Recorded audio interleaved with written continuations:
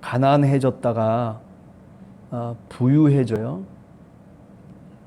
또 부유했다가 가난한 사람도 있고, 그죠? 그런데 여기 지금 3절에 나오는 사람은 가난했다가 부유해졌는데, 그런데 그 사람이 가난한 자를 다시 또 학대하는 것을 의미하는 거죠. 사람이 올챙이 시절을 잘 기억하지 못하고, 그죠? 자기 형편만 살피는 거죠. 인간이라고 하는 게 어쩌면 그런 속성을 갖고 있지 않나 생각을 해요. 우리가 신앙생활에 있어서도 그렇지 않습니까? 과거에 우리가 어떻게 정말 힘들고 어려웠을 때 교회에 나와서 어떤 문제만 생기면은 무릎 꿇고 기도하지 않습니까? 밤을 새면서라도 하나님과 대화하기 위해서, 하나님의 음성을 듣기 위해서 철야하면서 기도를 했거든요. 또 그뿐만 아니잖아요. 직장을 다닐 때에도 시간만 있으면 하나님의 말씀을 묵상하고 그 말씀대로 살려고 그렇게 무진 애를 썼던 기억들이 사실 우리들에게 있거든요. 그러나 이제 좀 등이 따숩고 그리고 좀 배가 부르다라고 하는 그런 시절이 다가오니까 이제 그런 것들을 잊어버리는 거죠. 뭐 걱정거리가 점점 줄어드니까, 그러니까 하나님을 찾는 발길도 끊기는 거죠. 핑계댈 만한 거리들을 찾아가지고 교회의 발길을 끊는 사람들도 많죠. 예를 들면 지금 코로나 같은 경우도 마찬가지라고 생각해요. 얼마나 핑계대기가 좋습니까? 코로나가 극심하고 뭐 창궐하고, 물론 어려운 이야기들이기도 합니다만은, 그러나 그것이 우리의 마음의 핑계거리가 돼서는 안 되는 거죠. 그죠? 그러다 보면 하나님과 멀어지고, 하나님 앞에 나아가는 발길이 끊어지면 결국 정말 실족할 수밖에 없는 겁니다. 우리 함께하는 교회 성도님들 한 사람 한 사람 가정마다 이런 일이 없기를 간절히 기도하고 또 바랍니다. 사람이 과거를 생각하면서 늘 살아가는 게 동물과 다른 점이에요. 그렇죠? 짐승과 다른 점이 뭐 다른 게 있겠어요? 기억을 갖고 그 기억 속에서 그때 정말 유익했던 것과 그렇지 않았던 것을 분간하면서, 그러면서 오늘 나에게 부닥쳐 오는 시련과 어려움들을 극복해 나가는 거거든요. 그런 점에서 자신이 가난했을 때를 생각지 아니하고 가난한 자를 학대하는 바로 그 자가 폭우와 같다, 이렇게 얘기하지 않습니까? 잘 기억해야 될 말씀이 아닌가 생각합니다. 자, 그 다음에 4절에 보면 율법을 버린 자는 악인을 칭찬한다. 조금 좀 어떻게 보면 이야기가 좀 이해하기 힘들다라는 생각도 합니다만은, 여기 칭찬한다라고 하는 말이 함께 한다라고 하는 말과 히브리어에서는 같은 말입니다. 그러니까 율법을 버린 자는 악인과 함께 한다는 거죠. 다시 말하면 하나님을 버린 자를 의미하죠. 아니, 조금 더 나가서 율법이라고 하는 게 뭡니까? 지혜의 가르침이거든요. 하나님의 가르침. 믿음으로 살 것을 성경은 우리들에게 얘기하고 있거든요. 그런데 그것을 버린 자, 그 사람은 악인과 함께 한다는 거죠. 사실 그런 것 같아요. 어떻게 보면 우리가 하나님의 말씀을 저버리고 살아가다 보면 자꾸 우리가 죄악 가운데 빠져서 살아가기 쉬운 사람들이 바로 우리 자신들이죠. 그러나 어떻습니까? 율법을 지키는 자는 악인을 대적하는 일이에요. 여기 악인이라고 한 말을 그저 죄라고 하는 것과 바꾸어서 생각해도 되지 않을까 생각해요. 하나님의 율법을 지키고자 하는 자는 죄를 대적한다. 그렇습니다. 우리가 이 대적한다라고 하는 것은 적극적인 의미를 띠고 있거든요. 하나님, 내가 이 죄악을 짓지 않도록 하나님 도와주십시오 라고 하는 것은 어찌 보면 소극적인 것일런지 몰라요. 그럼 대적한다라고 하는 것은 어떤 의미일까요? 예. 죄를 구체적으로 언급하면서 그 죄가 물러갈지어다. 예수 그리스도의 이름으로 물러갈지어다. 예. 뭐 이런 식으로 바꾸어서 기도하는 것을 의미할 수도 있을 것입니다. 하나님이 우리에게 가르쳐 주신 주님의 말씀, 지혜의 가르침이죠. 율법이죠. 예. 그 율법을 입술에 달고 그리고 묵상하고 살아가는 사람, 우리가 시편 1편에 나와 있는 내용과 같은 거죠. 예. 그 하나님의 율법을 묵상하면서 주님의 말씀을 가슴속에 품고 살아가는 사람들이 현명한 지혜를 통해서 세상을 판단하고 그리고 악인과 선인을 판단한다는 거죠. 그래서 하나님이 원하시는 그 길로 감으로 인해서 모든 것들이 형통해질 수 있게 나아가게 된다라고 하는 겁니다. 그저 하나님의 말씀을 묵상한다는 것이 어찌 보면 처음에는 별것 아닌 것 같아도 그러나 묵상하고 또 묵상하다 보면 그것이 내 습관이 되면 내 삶이 달라지고 그리고 내 살아가는 운명이 달라지는 것입니다. 자, 그래서 7절에 보면 율법을 지키는 자가 바로 누구냐? 지혜로운 아들이다 라고 얘기를 하고 있습니다. 예. 율법을 지키는 자가 지혜로운 자라는 거죠. 하나님의 말씀을 지키는 것이 그것이 드러나 보이는 것은 아닐는지 모르지만은 그러나 우리의 영혼을 살찌게 하고 우리의 마음을 보다 더 복되게 만들고 그리고 우리의 마음이 복되고 행복함으로 인해서 결국 내가 걸어가는 삶의 자리와 시간들이 행복할 수밖에 없는 것이죠.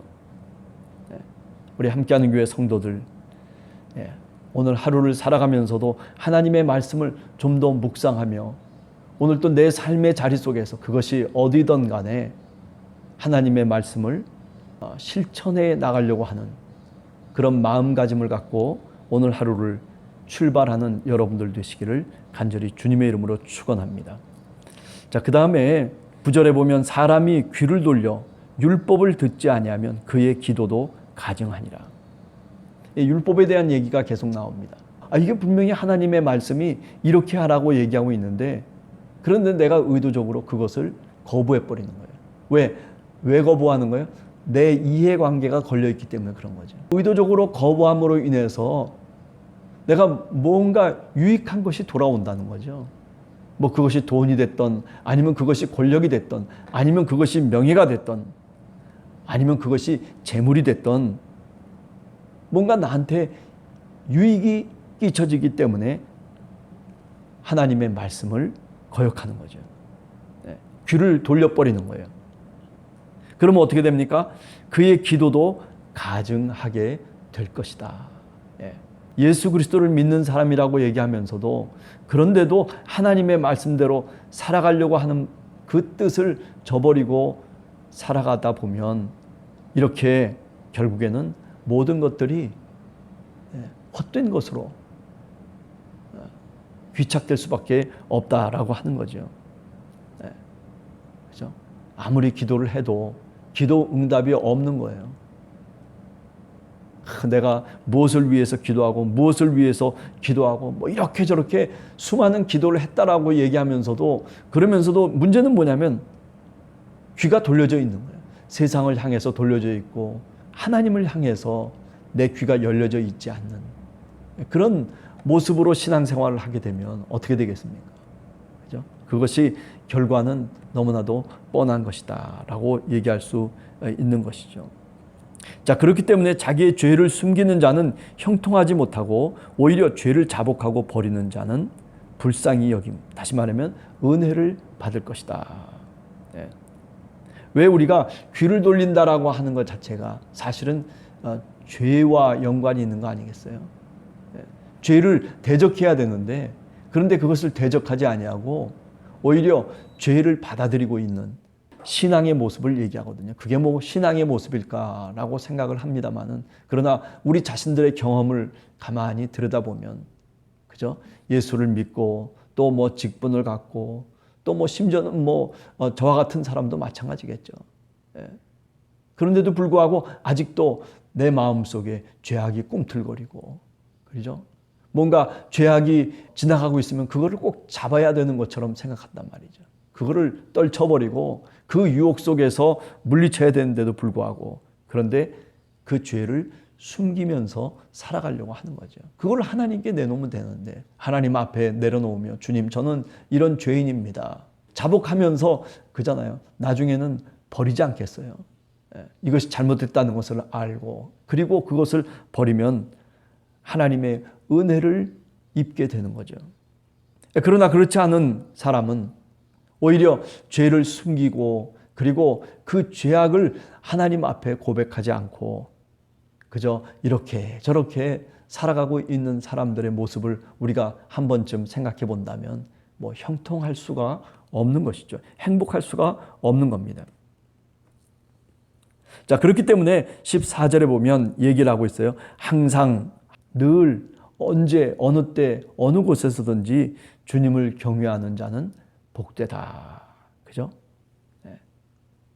오늘 하루도 여러분들이 어느 곳에서 무엇을 하든지 하나님의 말씀을 묵상하고 예수 그리스도를 마음속에 품고, 그리고 경외하는 자로 살아가는 하루가 될 때 주님께서 여러분들에게 복을 주실 줄로 믿습니다.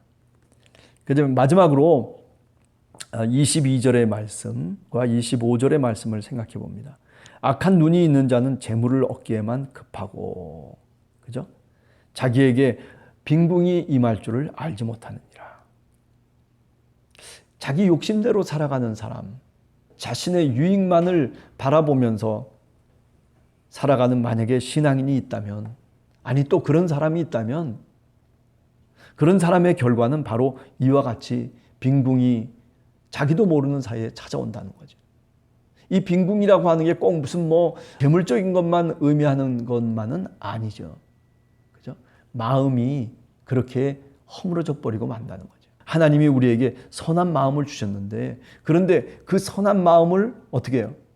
그것을 간직하고 가꿔야 되는데, 그런데 울타리를 치지 아니하고 그냥 울타리가 무너져도 내버려 둬버리면은 결국 도둑이 들어오고, 그리고 악한 짐승이 들어오고, 그래가지고 그 집이 폐가가 돼버리고 마는 거죠. 우리 영혼과 우리의 마음도 마찬가지입니다. 울타리를 칠 줄 알아야 돼요. 내가 원하는 대로만 살아가려고 한다면 하나님의 뜻을 생각지 아니하고, 하나님의 뜻으로 울타리를 치지 아니하고, 하나님의 말씀으로 울타리를 치지 아니하고 그렇게 살아가려고 한다면, 그렇다면 결국 여기에 얘기하는 것처럼 빈궁이 자기에게 찾아오는 줄을 알지 못한다. 결국 패망으로 이를 수밖에 없다라고 하는 거죠. 결국 자기의 생명이 끊어지는, 목숨이 끊어지는 그 죽음의 순간에는 어떻게 되겠어요? 하나님이 부르실 거 아니겠어요? 하나님의 심판대 앞에 설 것 아니겠어요? 하나님 앞에 섰을 때 과연 내가 어떻게 하나님을 대할 수 있을까?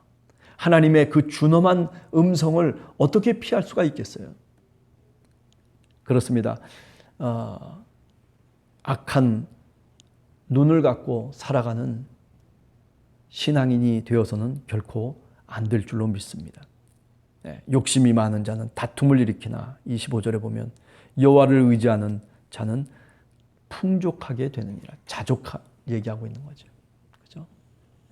사람이 그래요. 모든 게 부족한 것 같지만은, 그러나 또 한편으로 보면 하나님이 내게 주신 것을 생각해 보면 또 조금 우리가 상대적으로 빈곤할지는 몰라도 그러나 자족할 수 있는 거죠. 하나님의 은혜를 감사할 줄 알고 하나님이 이끌어 주심을 믿으면서 확신하면서 합력해서 하나님이 선을 이루어 가신다라고 하는 그 하나님의 섭리를 우리가 고백만 한다면, 그렇다면 우리가 조금 더 행복하게 살 수 있습니다.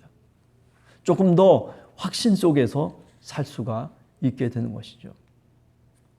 바라기는 여러분과 제가 오늘 하루 이런 주님의 말씀을, 잠언의 말씀을 한 번 더 깊이 묵상하면서 살아가는 저와 여러분 되시기를 간절히 원합니다. 기도하겠습니다.